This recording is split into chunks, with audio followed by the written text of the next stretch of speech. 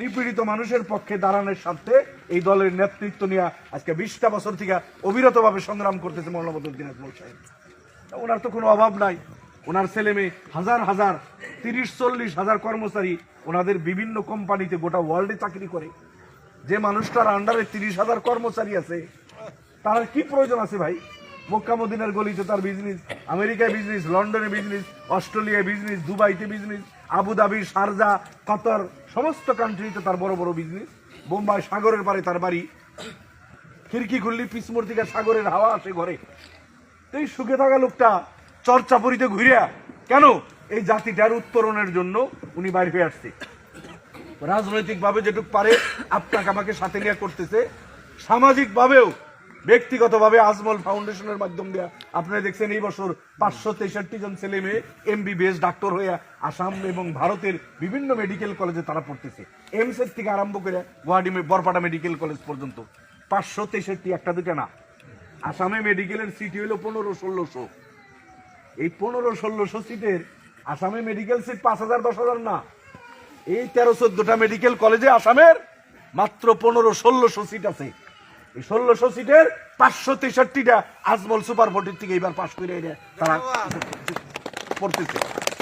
আর এই 563টার 150 খানি হিন্দু ভাইদের ছেলে মেয়ে আছে। আজমল সাহেবকে সাম্প্রদায়িক বলা হয়।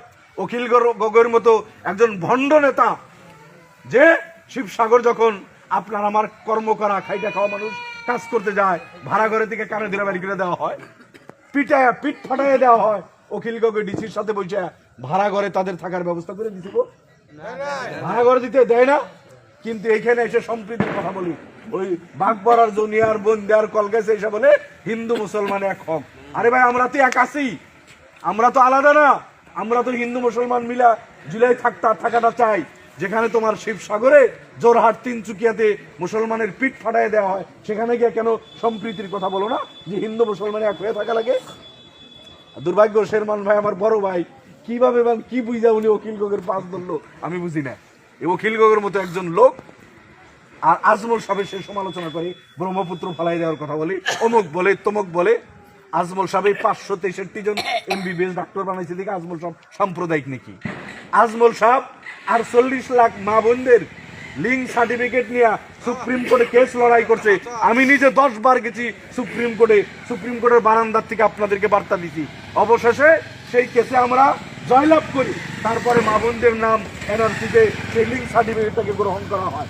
এই সব কাজ করার জন্য আজমল সাহেব সাম্প্রদায়িক।